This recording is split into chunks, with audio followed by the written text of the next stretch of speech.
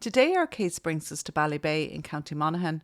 Ballybay is situated in the centre of County Monaghan, being less than 20 kilometres from all the main towns within the county. It was traditionally a market town which served a large rural hinterland. In the 1800s, the linen industry was the main form of employment in the area, based on the abundance of flax grown locally. The town is dominated by Loch Major, located to the east of the town centre.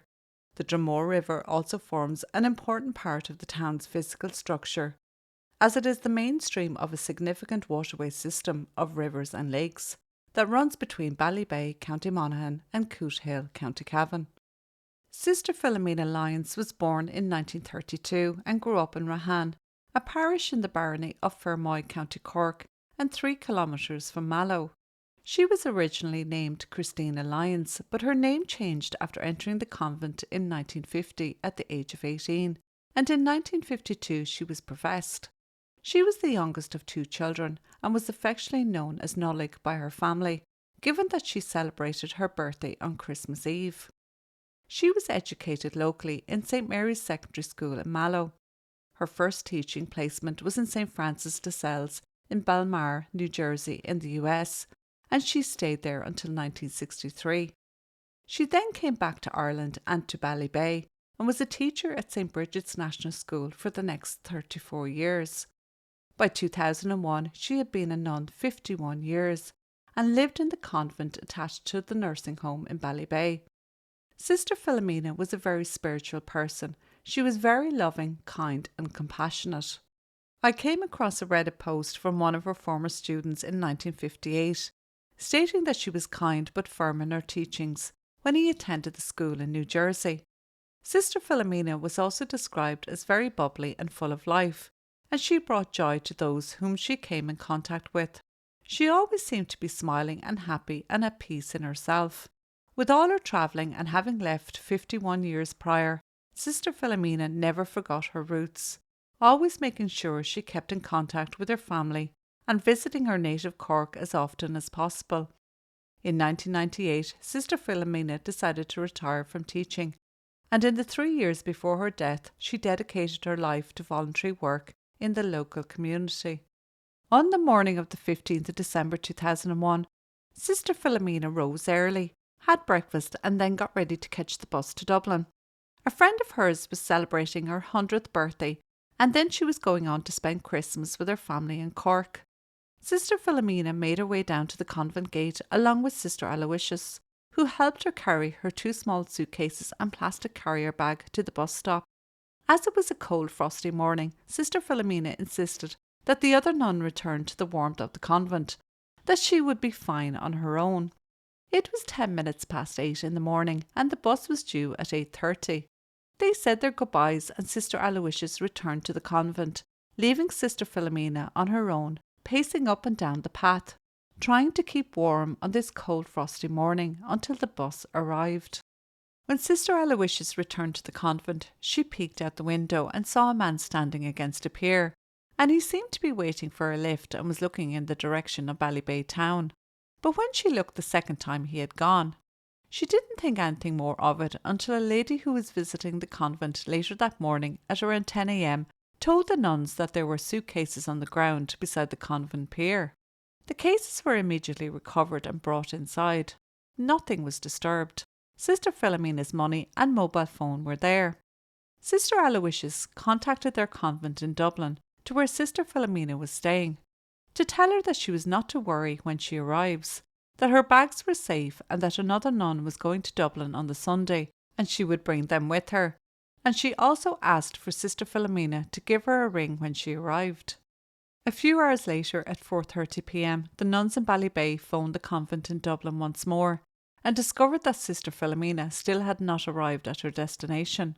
This caused great concern, but little did they know it would end the way it did. They soon reported Sister Philomena missing at Carrickmacross Garda station, and they in turn called to the convent to take a statement. The Mother Superior told Gardaí that Sister Philomena was wearing a long dark navy coat and that she was 68 years old, 9 days shy of her 69th birthday.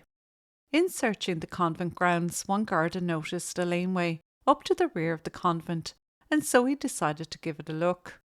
Upon doing so, he came across some open ground at the back of the convent. There was a hedge separating the rear of the convent to a field, and in the corner there was an open gateway. The guard had drove his car into the entrance, and something caught the corner of his eye, and so he shone his torch in that direction. He could see that there was something inside the gateway. As he walked towards it and got to about 6 feet away, he saw that it was a body of an elderly woman. The guard phoned base straight away for backup. It was now 5 minutes past 5 p.m. The body appeared to have no pulse and was very cold. In contacting the sergeant of Ballybay, he in turn contacted the local doctor and priest. The Garda also went back to the convent and he asked for a priest. The nuns, thinking there had been an accident down the road, told them of Monsignor Max Shirley. In the nuns' wildest dreams, they never connected it to where their sister Philomena was involved. The Deputy State Pathologist, Dr. Mary Cassidy, was called to the scene. She was informed that the Gardaí thought it was the body of a local nun that had gone missing that day. On examining the body, she noticed little trace evidence and little hairs and what looked possibly like fibres near the body. She was very careful not to disturb any of this evidence. As they got closer to the body, it was only then that it became obvious that this was the missing nun, as they could see her veil. The obvious thing was Sister Philomena was wearing a scarf around her neck, and it was very tight, and the unusual thing was that her veil was actually caught in the scarf. She would not have dressed herself in this manner, and so it was obvious that someone had actually tightened the scarf around her neck. On her lower limbs there were a few small injuries as well, like grazes and bruises, which led Dr. Mary Cassidy to the conclusion that there was sexual assault involved. Sister Philomena was found lying on her back with her glasses, while still on her face, were not on her eyes, but knocked out of position. Her clothing was in disarray, and so immediately Dr. Mary Cassidy was under the impression that there was another motive for the killing. At that stage, the body was removed from the grounds of the convent and was taken to Cavan General Hospital for a full examination. Once there and a full post-mortem could be done, they were able to see in great detail exactly what the position was, and it was soon determined that indeed Sister Philomena was murdered. On the Sunday morning, a full-scale murder investigation was launched. A conference was held in the local hotel, the Riverdale. It was decided that a series of checkpoints would be set up around Ballybay town from the Monday morning to stop cars coming in and out of the town. Every road was to be covered, including the junctions of the Carrickmacross and the Cootehill Road, with 2 Gardaí at each checkpoint. Each car they stopped, the one question that was asked was, "Were you in Ballybay Saturday morning between 8 a.m. and 10 a.m?" followed by what their activities and movements were. Upon post-mortem, fingerprints were taken, and it was determined that Sister Philomena had indeed been strangled. It was determined that the victim and perpetrator were in close proximity to each other, so in those cases there's a very good chance of transfer of evidence from one to the other. It would be particularly crucial in a case like this, where you know the Gardaí were in the dark as to who might have done it. The spectacles would become crucial in solving this murder, as they knew they had been moved during the struggle, and so there may be evidence to prove who killed Sister Philomena. Putting the glasses to the light, they could see there was a fingerprint on them, which could not have been seen by the naked eye. The Gardaí were hoping that it belonged to the perpetrator, but it could have easily belonged to Sister Philomena. It could only be one of the two. Fingerprints were taken from Sister Philomena, and it was determined that they did not belong to her. This was a vital part of the evidence from very early on in the investigation. Towards the end of the checkpoint stops, one particular car approached the Gardaí. There were 3 young men within it. One of the men opened his back door and stepped out, and he was asked to sit back in, because the Gardaí wanted to speak to everyone in the car. They asked the driver the question of whether any of them had been in Ballybay town on the previous Saturday morning. The driver replied that he hadn't, as did the other front seat passenger, but they said Keelan had been, who was the person sitting in the back seat. The Garda proceeded to ask Keelan his full name and address. He told Gardaí that he had been dropped to Ballybay town by his father at 8:15 that Saturday morning, and that he had worked at a turkey farm and had been waiting in the town for a further lift to work. He said he had been in town for a while and then proceeded to walk out the Castleblaney Road, where he eventually got a lift. The Garda felt this piece of information was important, and rather than put the statement with the pile of other statements taken, he made a point of it to the investigating team, telling them this statement stood out to him and it was worth investigating more closely. On Sunday morning, the 16th of December, Keelan filled out a questionnaire that was distributed by Gardaí to all the homes in the area of Ballybay, and through discrepancies in his answers, he was asked to give his fingerprints to compare to the fingerprint found on Sister Philomena's glasses. Before the print was taken from the glasses, it was decided to photograph it first. This turned out to be a good idea, as when they tried to lift the print, the tape destroyed the evidence. It would be on the evening of the 18th of December that his fingerprint was identified as a match.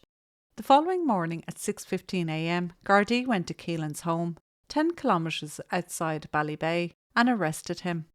Later, a DNA match was established between a sample of staining taken from the jeans he had been wearing and a sample of staining found on Sister Philomena's clothes. The fibres found at the scene also matched to Keelan's jeans.